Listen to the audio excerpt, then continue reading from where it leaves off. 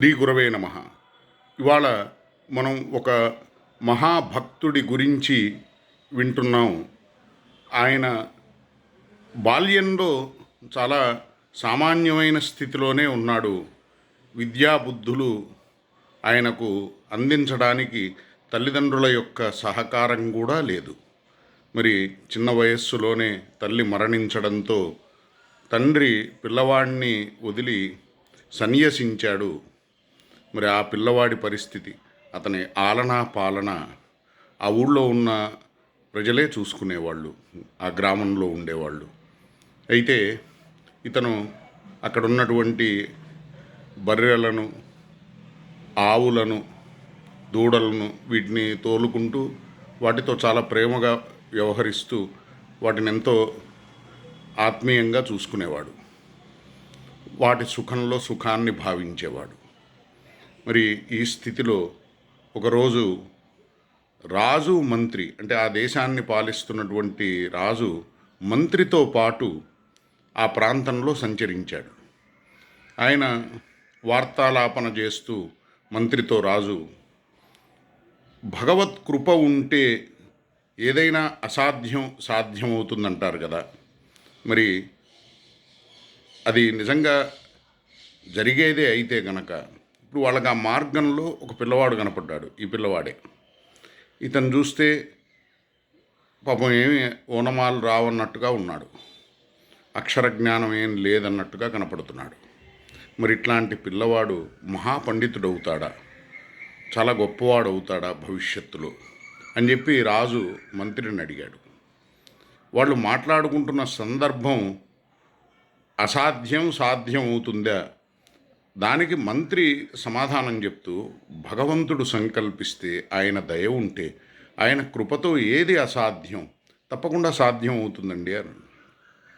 వీళ్ళిద్దరూ ఆ పిల్లవాడి దగ్గరికి వెళ్ళారు.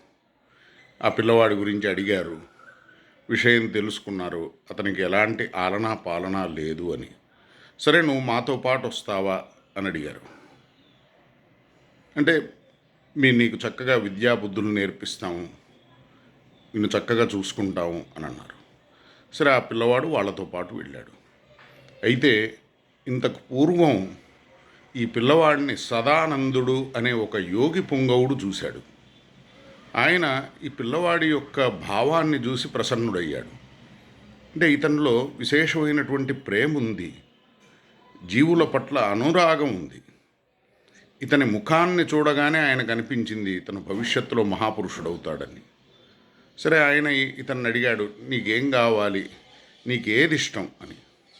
అంటే నాకు ఈ ప్రాణులంటే చాలా ఇష్టం అండి, వాటిని చక్కగా సేవించుకోవాలనుంది, అందులోనే నాకు సంతోషం ఉంది అన్నాడు. సరే, ఆ పని చేస్తూ ఉండు, కాలక్రమేణా నీకు భగవంతుడే దగ్గర అవుతాడు అన్నాడు. కాబట్టి ఇతనికి భవిష్యత్తులో భగవత్ ప్రాప్తి అయ్యేది ఉంది, ఇతను మహాపురుషుడు అవుతాడు. రాజు మంత్రి ఇద్దరూ కూడా ఈ పిల్లవాడిని తీసుకెళ్ళి ఒక యోగ్యుడైనటువంటి మహానుభావుడికి ఈ పిల్లవాడిని అప్పగించారు, ఒక గురువుకి. ఆయన ఈ పిల్లవాడికి ఉపదేశించడమే నృసింహ మంత్రాన్ని ఉపదేశించాడు. ఇతని హృదయం నిష్కల్మషమైనది, నిష్కపటమైనది. మరి ఇట్లాంటి హృదయాన్ని భగవంతుడు ఎంత ఇష్టపడతాడు, ఆ హృదయానికి భగవంతుడు ఎంత దగ్గర అవుతాడనేది మనం అర్థం చేసుకోవచ్చు. ఎందుకంటే ఆ నామాన్ని నిరంతరం జపిస్తున్నాడు, ఆ మంత్రాన్ని నిరంతరం ధ్యానిస్తున్నాడు.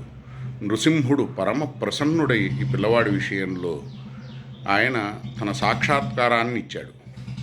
ఇవ్వడమే కాకుండా దానితో పాటు వేదాంగాలలో పరిపూర్ణమైనటువంటి జ్ఞానాన్ని కూడా ప్రసాదించాడు.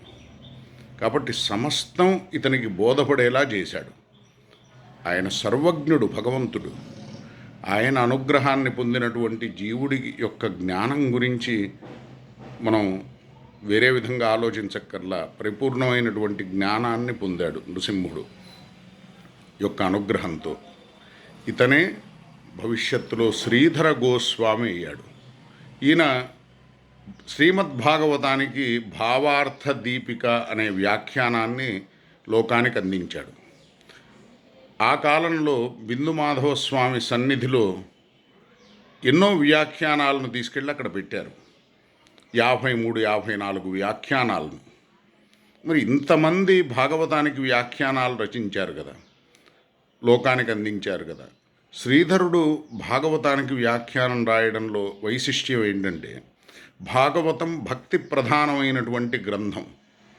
దానిని కర్మ ప్రధానంగానో, లేకపోతే జ్ఞాన ప్రధానంగానో, లేకపోతే యోగ ప్రధానంగానో, వేరే ఇతరమైనటువంటివి ప్రధానంగా చెప్తూ వాటితో పాటు మిశ్రితంగా భక్తిని చెప్పడం, అది భక్తి ప్రధానమైనటువంటి గ్రంథమైన భాగవతానికి సరిపడదు. భాగవతం ముఖ్యంగా అవతరించిందే లోకంలో భక్తిని ప్రతిష్ఠింపజేయడానికి, భక్తి భావాన్ని పెంచడానికి. భక్త్యా భాగవతం శాస్త్రం నచ బుద్ధ్యా నచ టీకయా. మరి భక్తి యొక్క పారమ్యాన్ని, భక్తి యొక్క వైశిష్ట్యాన్ని వివరించే గ్రంథం భాగవతం. ఎందుకంటే వ్యాస మహర్షి అష్టాదశ పురాణాలను లోకానికి అందించి మళ్ళా ఇటు వేదాలను విభజించాడు, మహాభారతం ఇతిహాసాన్ని అందించాడు, బ్రహ్మసూత్రాలు. ఇన్ని చేసినా కానీ భగవద్గీత లాంటి శాస్త్రం లోకానికి అందింది. అయినా కానీ వ్యాస మహర్షి చింతాక్రాంతుడై ఉన్నాడు. ఆ సమయంలో ఆయన దగ్గరికి నారద మహర్షి వచ్చాడు. అసలు వ్యాస మహర్షి చింతకు కారణం ఏంటి? లోకం పురుషార్థంగా ధర్మాన్ని, అర్థాన్ని, కామాన్ని, మోక్షాన్ని గ్రహిస్తోంది. అయితే ఈ ధర్మార్థ కామాలను, వీటిని ప్రధానంగా భావిస్తూ ఐహికమైనటువంటి భోగాల గురించి, కోరికల గురించి ఆరాటపడుతున్నారు తప్ప భగవంతుణ్ణి పొందాలని, భగవంతుడికి దగ్గర కావాలని, ఆయన భక్తిని పెంపొందించుకోవాలని తపిస్తున్న వాళ్ళ సంఖ్య తక్కువ. అసలు శ్రీమద్ భాగవతాన్ని ఆయన అందించిన ఉద్దేశమే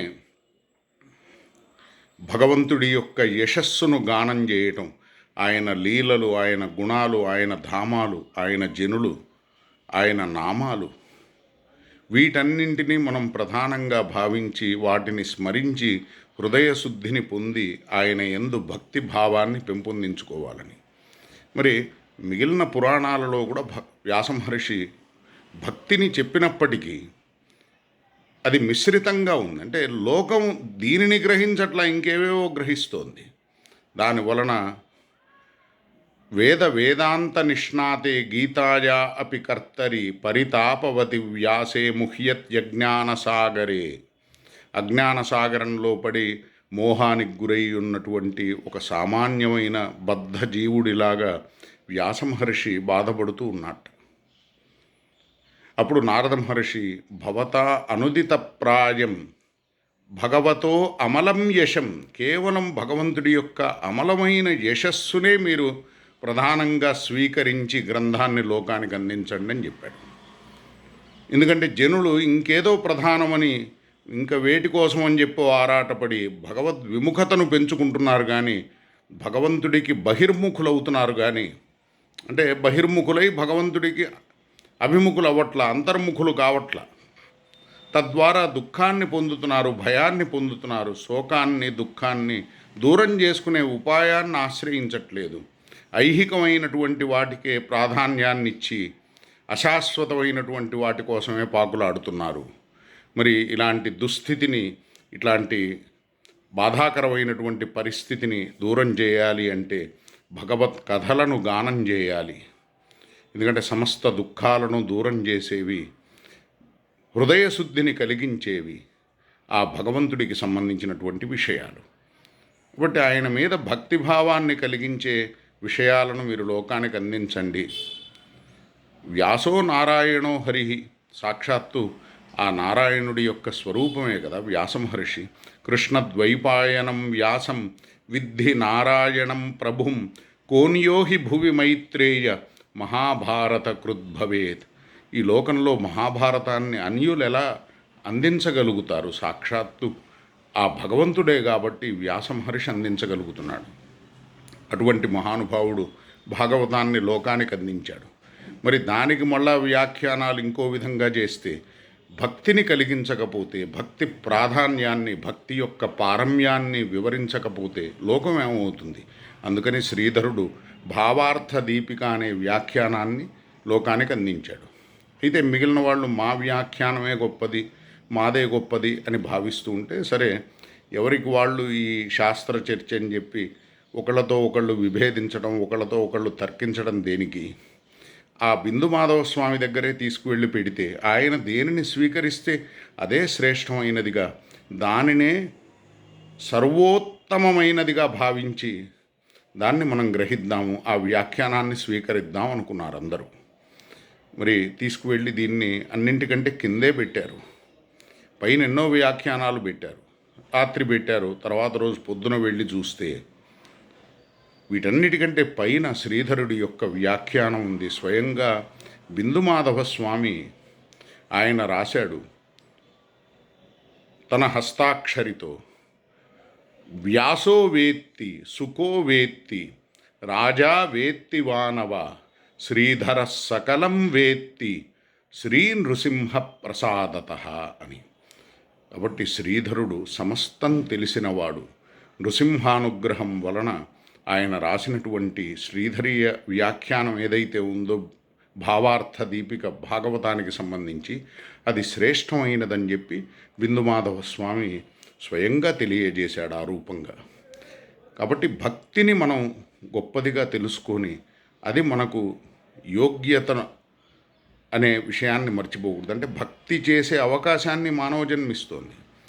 భక్తిని చేయడం కోసమే, సాధన చేయడం కోసమే శ్రవణం కీర్తనం విష్ణోః స్మరణం పాదసేవనం అర్చనం వందనం దాస్యం సఖ్యమాత్మ నివేదనం ఇది పుంసార్పిత విష్ణు భక్తిశ్చేన్నవలక్షణ అని ప్రహ్లాదుడు చెప్పాడు కదా. ఈ భక్తి భావాన్ని మనం గనక హృదయంలో పెంచుకోగలిగితే భగవత్ కృపను పొందగలుగుతాం, జీవన పరమార్థాన్ని సాధించగలుగుతాం. హరయే నమః, గురవే నమః.